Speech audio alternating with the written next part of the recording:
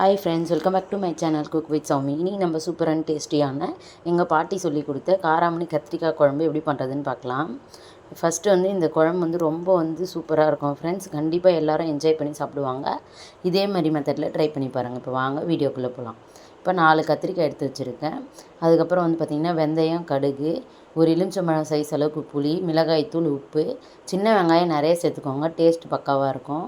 அப்புறம் பூண்டு இது மாதிரி நசுக்கி கொஞ்சம் முழுசாக எடுத்து வச்சுருக்கேன்.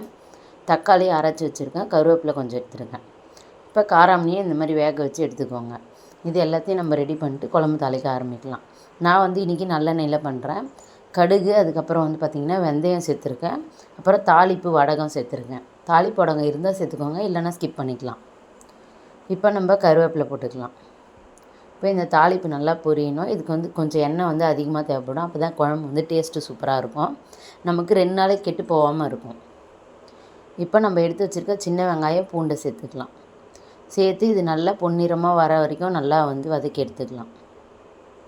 இதுக்கு சின்ன வெங்காயம் சேர்த்துக்கோங்க, ரொம்ப சூப்பராக இருக்கும். நான் பெரிய வெங்காயம் ஒன்றே தான் சேர்த்தேன். முக்கால்வாசி சின்ன வெங்காயம் தான் சேர்த்துருந்தேன். டேஸ்ட்டு பக்காவாக இருக்கும் ஃப்ரெண்ட்ஸ். கண்டிப்பாக குழந்தைங்களும் என்ஜாய் பண்ணி சாப்பிடுவாங்க. இதே மெத்தடில் ட்ரை பண்ணி பாருங்கள். இப்போ வெங்காயம் எல்லாம் நல்லா வதங்கி வரணும். இப்போ எல்லா வெங்காயம் வதங்குது. அதுக்குள்ளே நம்ம எல்லாம் ரெடி பண்ணிக்கலாம் குழம்புக்கு. புளி நான் கரைச்சி அந்த திப்பி எல்லாத்தையும் எடுத்து போட்டுட்டேன். இப்போ நம்ம எடுத்து வச்சுருக்க 3 டேபிள் ஸ்பூன் மிளகாய்த்தூள், உப்பு அதில் சேர்த்துக்கிறேன். சேர்த்து இந்த புளி தண்ணியோடு இதை நல்லா கரைச்சிக்கலாம். கரைச்சி இந்த மாதிரி ரெடி பண்ணி வச்சுக்கோங்க. ஏன் இந்த மாதிரி பண்ணுறோன்னா, நமக்கு குழம்பு நல்லா திக்காக கிடைக்கும். அதோட உப்பு காரம் எல்லாமே ஈவனாக நமக்கு கிடைக்கும். அதுக்காக தான் இந்த மாதிரி பண்ணுறோம். இப்போ பார்த்திங்கன்னா வெங்காயம் சூப்பராக வதங்கிடுச்சு பாருங்கள். இப்போ நல்லா கலந்து விட்டுட்டே இருங்க. சின்ன வெங்காயம் தான் இந்த குழம்புக்கு பக்காவான டேஸ்ட்டாக இருக்கும். பாருங்கள், நல்லா கலந்து விட்டுட்டே இருக்கணும். இப்போ கொஞ்சம் மஞ்சத்தூள் பொடி சேர்த்துக்கலாம். மஞ்சள் பொடி சேர்த்து நல்லா கலந்து விட்டுருங்க. இப்போ நல்லா நம்ம வதக்கிறதுல தான் குழம்போட டேஸ்ட்டே இருக்குது. எந்த குழம்பு ரெசிபி பண்ணாலும் நீங்கள் வெங்காயம், தக்காளி வதக்கிறதுலாம் அந்த டேஸ்ட் இருக்குது. கண்டிப்பாக நல்லா சூப்பராக பொறுமையாக வதக்குங்க. அப்போ தான் நமக்கு குழம்பு பக்காவாக வரும். இப்போ இந்த மாதிரி நல்லா கலந்து விட்டுட்டே இருக்கணும். அடி பிடிக்கக்கூடாது.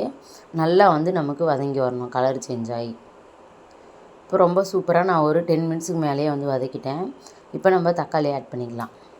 இப்போ அரைச்சி வச்சு தான் நான் தக்காளி ஆட் பண்ணுறேன். ஏன் இந்த மாதிரி சேர்க்குறேன்னா, குழம்போட டெக்ஸ்சர் நமக்கு நல்லாயிருக்கும், நல்லா திக்காக கிடைக்கும்.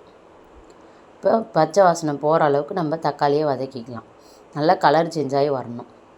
இப்போ பார்த்திங்கன்னா நல்லா கலர் சேஞ்ச் ஆகிடுச்சு. இப்போ நம்ம எடுத்து வச்சுருக்க 4 கத்திரிக்காவை சேர்த்துக்கலாம். இப்போ இந்த கத்திரிக்காவையும் சேர்த்து நல்லா வதக்கி விட்டுடலாம். கத்திரிக்காய் நல்லா ஃபுல்லாக க்ரீன் கலரில் மாறணும், அந்தளவுக்கு நம்ம வதக்கிக்கலாம். இப்போ பாருங்கள், நல்லா நான் வதக்கி விட்டுட்டேன். இப்போ ஃபஸ்ட்டு இருந்ததுக்கும் இப்போ இருந்ததுக்கும் நல்லா டிஃப்ரென்ஸ் எடுத்து பாருங்கள். ஃபுல்லாக நல்லா க்ரீனிஷாக மாறிடுச்சு. இந்த அளவுக்கு நமக்கு வதங்கி வரணும். அப்போ தான் நமக்கு குழம்புல கத்திரிக்காய் கசப்பு இல்லாமல் ரொம்ப டேஸ்ட்டாக இருக்கும். உப்பு காரம் எல்லாம் ஊறி ரொம்ப பக்காவான டேஸ்ட்டில் கிடைக்கும். பார்த்திங்கன்னா இப்போ நல்லா உங்களுக்கு சேஞ்ச் ஆகிடுச்சு பாருங்கள். நல்ல ஒரு க்ரீன் கலராக ஆகிடுச்சு ஃபுல்லாகவே. இந்த அளவுக்கு நம்ம வதக்கி எடுக்கணும். இந்த வதக்கிறது தான் ரொம்ப ரொம்ப முக்கியமான விஷயம். இப்போ இந்த மாதிரி அடி பிடிக்காமல் நம்ம நல்லா எடுத்துகிட்டு வதக்கி விட்டுக்கோங்க. இப்போ நம்ம எடுத்து வச்சுருக்க புளி தண்ணி, உப்பு, மிளகாய்த்தூள் எல்லாத்தையும் சேர்த்துக்கலாம். சேர்த்துட்டு உங்கள் தேவைக்கு ஏற்ற அளவுக்கு நம்ம தண்ணி சேர்த்துக்கலாம். தண்ணி சேர்த்துட்டு இது நல்லா ஹை ஃப்ளேமில் வச்சு நல்லா கொதிக்க விடுங்க. இந்த குழம்பெல்லாம் நல்லா கொதித்து திக்காகி வரணும். நல்லா கொதித்ததுக்கப்புறம் காட்டுறேன். இப்போ பார்த்திங்கன்னா ஒரு 5 நிமிஷமாக நல்லா குழம்பு கொதிக்க ஸ்டார்ட் ஆகிடுச்சு. நல்லா கத்திரிக்காய் எல்லாமே நல்லா வெந்து வரணும். இப்போ ஒரு 10 நிமிஷம் ஆகிடுச்சு. இப்போ பாருங்கள், நல்லா கொதி வர ஆரம்பிச்சிச்சு. கொஞ்சம் திக்காக ஆரம்பிச்சிருக்கு குழம்பு. இப்போ நான் பார்த்திங்கன்னா கத்திரிக்காய் எல்லாமே வெந்துடுச்சு. இப்போ பாருங்கள், பார்த்தாலே நமக்கு தெரியும். கத்திரிக்காய் நல்லா குக் ஆகிடுச்சு பாருங்கள். இப்போ நம்ம காராமணி அந்த தண்ணியோடு சேர்த்துக்கலாம். எப்போவுமே காராமணி வேக வச்சா அந்த தண்ணியை வேஸ்ட் பண்ணிடாதீங்க. அந்த தண்ணியோட குழம்பு செய்யுங்க, ரொம்ப சூப்பராக இருக்கும். அப்படி உங்களுக்கு தண்ணி வேணான்னு ஃபீல் பண்ணிங்கன்னா அந்த காராமணி தண்ணியில் நம்ம ரசம் வச்சுக்கலாம்.